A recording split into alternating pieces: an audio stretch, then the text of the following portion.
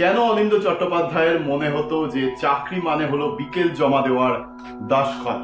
হেমন্ত মুখোপাধ্যায় তখনকার বোম্বে এখনকার মুম্বাই থেকে ফিরে বিকাশ রায়কে ঠিক কি জানালেন, এই দুটো গল্প আজকে তোমাদের বলবো। আর দুটো গল্প শুনতে হলে ভিডিওটাকে একটুও স্কিপ না করে পুরো ভিডিওটা দেখতে হবে। খুব মজার গল্প দুটো, শুনতে থাকো।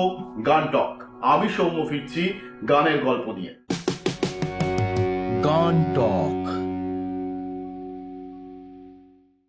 শ্রদ্ধেয় বিকাশ রায়ের পরিচালনায় মরুতীর্থ হিংলাজ ছবির শুটিং চলছে। মরুতীর্থ হিংলাজ এই সফরের একটা বেশ বড় ছবি, মানে বেশ নাম করা ছবি। মরুতীর্থ হিংলাজের বেশিরভাগটারই শুটিং হয়েছিল দীঘার সমুদ্র সৈকতে।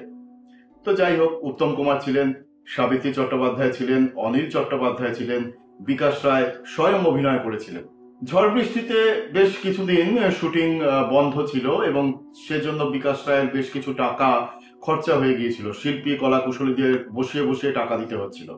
এমন অবস্থায় এই ছবির একটি বিখ্যাত গান পথের ক্লান্তি ভুলে স্নেহ বাড়া করে তব, গানটি হেমন্ত মুখোপাধ্যায়ের সুরে হেমন্ত মুখোপাধ্যায় কলকাতা স্টুডিওতে রেকর্ডিং করলেন। কিন্তু তার খুব একটা মনোপুত হলো না গানটা রেকর্ডিং করে। তিনি সে কথা বিকাশ রায়কে বললেনও যে এটা যদি বোম্বেতে গিয়ে আমি গানটা রেকর্ড করতে পারতাম তাহলে গানটার অ্যাম্বিয়েন্স, আবহ, এই যে মরুভূমির একটা আবহ, এই সমস্তটা মিলিয়ে একটা সুন্দর সাউন্ডস্কেপ তৈরি হতো। তো বিকাশ রায় বললেন যে এটা সম্ভব নয়, তার কারণ এই শিল্পী কলাকুশলীদের বসিয়ে টাকা দিতে দিতে আমার হাতে একদম টাকা পয়সা নেই, আমি প্রায় কপরদক শূন্যের কাছাকাছি, তাই এটার জন্য আমি আর বিয়ার করতে পারবো না বা কোনো রকম খরচা আমি এক্সট্রা করতে পারবো না। হেমন্ত মুখোপাধ্যায় কি আর করেন, চুপচাপ চলে গেলেন। হঠাৎ একদিন হেমন্ত মুখোপাধ্যায় তখনকার বোম্বে এখনকার মুম্বাই থেকে ফিরলেন। ফিরে দুখানা স্পুল বিকাশ রায়ের হাতে ধরিয়ে দিলেন। ধরিয়ে বললেন যে পথের ক্লান্তি ভুলে গানটা আমি বোম্বে থেকে রেকর্ড করে এনেছি। তো বিকাশ রায় যথারীতি অবাক, বললেন যে ঠিক আছে, কিন্তু কোরাসের জায়গাগুলো কি করলেন? সাবিত্রী চট্টোপাধ্যায়ের চন্দ্রাবতী দেবীর যে কোরাসগুলো ছিল সেটা কি করলেন? ওখানে বাঙালি শিল্পী, বাঙালি মহিলা শিল্পী এরকম কোরাস কে গাইলেন? তো হেমন্ত মুখোপাধ্যায় খুব ক্যাজুয়ালি বিকাশ রায়কে বললেন, ও আমি লতা গীতাকে দিয়ে গাইয়ে দিয়েছি। মানে এমন ভাবে বললেন যে পাড়ার শ্যামলী মাধবীকে দিয়ে গাইয়ে দিয়েছেন। তো বিকাশ রায় চমকে উঠলেন, মানে লতা গীতা বলতে লতা মঙ্গেশকর এবং গীতা দত্তের কথা বলছেন, এবং তারা হেমন্ত মুখোপাধ্যায়ের এক কথায় রাজি হয়ে গেলেন কোরাস গাইতে। এবং মানে ব্যাপারটা তার কাছে খুব অদ্ভুত লাগলো। তো বিকাশ রায় বললেন যে তাহলে কি করা যায়, ওনাদের নাম তো তাহলে ছবিতে দিতে হবে, ওনারা কোরাস গিয়েছেন যখন। তাই হেমন্ত মুখোপাধ্যায় যথারীতি খুব ক্যাজুয়াল এবং খুব একটা ব্যাপারটা সিরিয়াসলি নিলেন না। তো বললেন যে হ্যাঁ ঠিক আছে, সে রাখবেন, অসুবিধা কি আছে। মানে হেমন্ত মুখোপাধ্যায় নামটা এমনই একটা স্ট্রেচার ছিল যে যে তিনি যে লতা মঙ্গেশকর এবং গীতা দত্তকে দিয়ে নির্দ্বিধায় পথের ক্লান্তি ভুলে গানটার পেছনের কোরাসটা গাইয়ে দিলেন। মানে এটা একটা অদ্ভুত মজার ব্যাপার। তো যথারীতি বিকাশ রায়ও খুব আনন্দ পেয়েছিলেন যে তার গানটাও একটা ওরকম আবহ নিয়ে, অ্যাম্বিয়েন্স নিয়ে তৈরি হয়েছে। তো অবশেষে ছবিটাতে গিয়েছিল লতা মঙ্গেশকর এবং গীতা দত্তের নাম। এই হচ্ছে পথের ক্লান্তি ভুলের গানটার পেছনের গল্প। আমার যে ভিডিওগুলো তোমাদের কাছে যায় সেগুলো কেমন লাগে দেখে অবশ্যই কমেন্ট করো। কমেন্টটা কিন্তু আমার কাছে খুব ইম্পর্টেন্ট, তাহলে আমি একটু উৎসাহ পাই, একটু অনুপ্রেরণা পাই। আমাদের সঙ্গে, মানে আমি শুধু নয়, আমার টিমে যারা যারা আছেন, আজকে তাদের নামটা বরং বলে দিই, একদিন অবশ্যই পরিচয় করাবো। আমার ক্যামেরাম্যান হচ্ছে আমার পুত্র উষ্ণীশ, এবং এই যে আমার ডান দিকে যে আঁকাগুলো দেখো, এই আঁকাগুলো উষ্ণীশের আঁকা। তো আমার ক্যামেরাম্যান হচ্ছে আমার পুত্র উষ্ণীশ, এবং আমার যে টোটাল টেকনিক্যাল ব্যাপারটা দেখে, এই যে ভিডিও এডিট করা, থাম্বনেল বানানো, তারপর ভিডিওগুলোকে শেডিউল করা, এই সমস্ত টেকনিক্যাল ব্যাপারটা যে দেখে তার নাম হচ্ছে পিঙ্কু মন্ডল। অসাধারণ প্রতিভাবান একজন মানুষ, সে এই জিনিসগুলোকে টোটালটা হ্যান্ডেল করে। আমি শুধু ভিডিওটা বানাই, ভিডিওর কন্টেন্টটা জোগাড় করি এবং তোমাদের সামনে সেটাকে প্রেজেন্ট করি। আমি সৌম্য তোমার সঙ্গে রয়েছি গান টকে। ফিরবো আরো একটা গানের গল্প নিয়ে, ততক্ষণ সঙ্গে।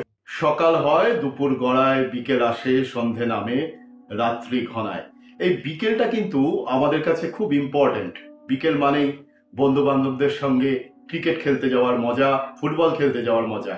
আর মেয়েদের ক্ষেত্রে কখনো চুকিতকিত, এলাটিং বেলাটিং শৈল, এরকম নানান খেলা। অনিন্দ চট্টোপাধ্যায় চন্দ্রবিন্দুর অনিন্দ্য চট্টোপাধ্যায় তার বন্ধু বান্ধবদের মধ্যে প্রথম চাকরি পেয়েছিলেন, একটি খবরের কাগজের অফিসে চাকরি। তখন বেশ মজায় ছিলেন। প্রথম 2-2.5 মাস বেশ একটা হানিমুন পিরিয়ড কাটলো অফিসে, বেশ মজা পাচ্ছিলেন কাজ করে। তিনি যে ডেস্কে বসতেন সেই ডেস্কের সামনে একটা বড় জানালা ছিল, আর সেই জানালার দিকে তাকিয়ে তিনি দেখতে পেতেন যে আস্তে আস্তে বিকেলগুলো চলে যাচ্ছে, সন্ধে ঘনিয়ে আসছে। এই বিকেলগুলো তিনি আর ফেরত পাচ্ছেন না। তখন তার খুব মন খারাপ হতো, কিন্তু কি করবেন, খবরের কাগজে অফিসে চাকরি, প্রচন্ড চাপ। প্রায় 4.5 মাস কেটে গেল চাকরি করার পরে। একদিন বন্ধু বান্ধবরা তাকে ফোন করলেন, করে বললেন যে আমরা একটা জায়গায় যাচ্ছি, তুই কি যাবি নাকি? তো তিনি বললেন যে সবে তো 4.5 মাস হয়েছে, এখন তো ছুটি পাবো না।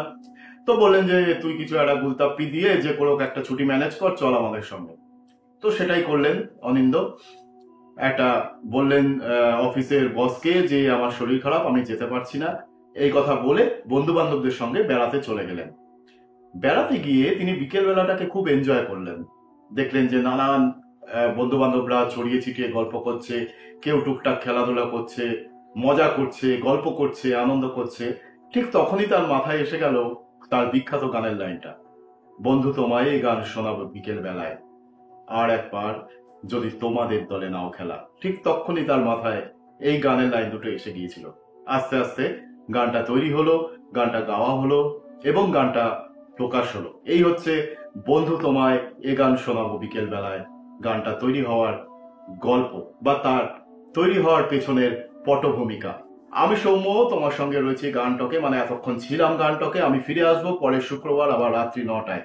আর ততক্ষণের জন্য টাটা। অবশ্যই শোনাবো বন্ধু তোমায় এই গান শোনাবো বিকেল বেলায়। ছেঁড়া ঘুড়ি রঙিন বল, এইটুকুই সম্বল। আর ছিল রোদ্দুরে পাওয়া বিকেল বেলা, বাজে বকা রাত্রি দিন, অ্যাস্টেরিক্স টিন টিন, এলোমেলো কথা উড়ে যেত হাসির ঠেলায়। সে হাসি ছুটে যেত